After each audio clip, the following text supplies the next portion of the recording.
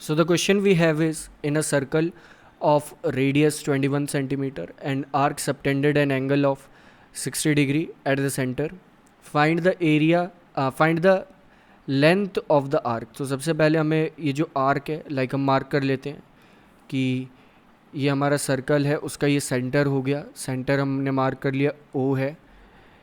ये पॉइंट है ए, ये पॉइंट है बी, और ये हमने मान लिया सी. तो यहाँ पर जो फर्स्ट अगर पार्ट करें हम, तो फर्स्ट पार्ट में हमें आर्क की लेंथ बतानी है. दैट इज़ वो कौन सी आर्क है, ए सी बी जो यहाँ पर है. तो आर्क की लेंथ भी काफ़ी सिंपली हो जाएगी.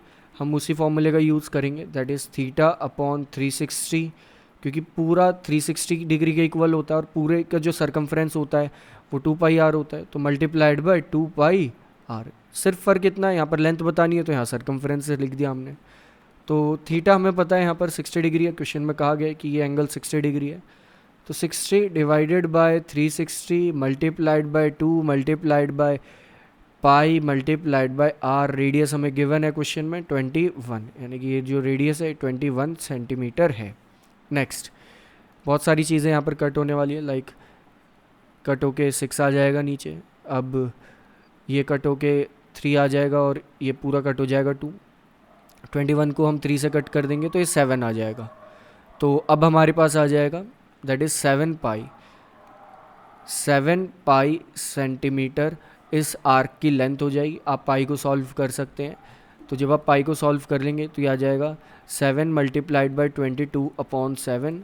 नेक्स्ट यहाँ पे 7 से 7 कट हो जाएगा, तो आप कह सकते हैं कि आर्क की लेंथ हो जाएगी 22 सेंटीमीटर. तो पहली चीज़ तो हमने कंप्लीट कर ली कि ये जो आर्क थी हमारी, लाइक ये वाली आर्क, इसे तो हमने देख लिया कितनी लेंथ है इसकी, 22 सेंटीमीटर है. क्वेश्चन के सेकंड पार्ट पर आ जाते हैं. सेकंड पार्ट जो है क्वेश्चन का, उसमें ये कहा गया है फाइंड द लेंथ, नहीं, area of the sector formed by arc. ये जो एरिया फॉर्म कर रहा है आर्क, इस सेक्टर का हमें एरिया चाहिए कि क्या होगा इसका एरिया. तो ये पूरा एरिया ये होगा. आपको पता है एरिया भी बहुत इजीली आ जाएगा. एरिया ऑफ सेक्टर का फॉर्मूला आपको पहले से ही पता है. तो एरिया ऑफ सेक्टर यहाँ पर हो जाएगा like second area of sector, यहाँ से आ जाएगा theta upon 360 multiplied by pi R square. और थीटा हमें पता है 60 डिग्री है. 60 upon 360 multiplied by 22 upon 7 multiplied by 21 multiplied by 21.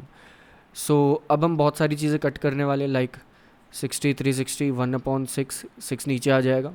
Next 6 को 22 आपस में कट कर देंगे तो ऊपर आ जाएगा 11, नीचे आ जाएगा 3, क्योंकि 2 से डिवाइड कर दिया दोनों को. नेक्स्ट 7 3 जा 21, तो एक 21 से एक 21 हम यहाँ कट कर देंगे. तो हमारे पास यहाँ से आ जाएगा जो एरिया वो है 21 मल्टीप्लाइड बाय 11. सो एरिया भी हम यहाँ से कैलकुलेट कर चुके होंगे, दैट इज़ 21 मल्टीप्लाइड बाय 11, जो कि आएगा 231 सेंटीमीटर स्क्वायर के इक्वल.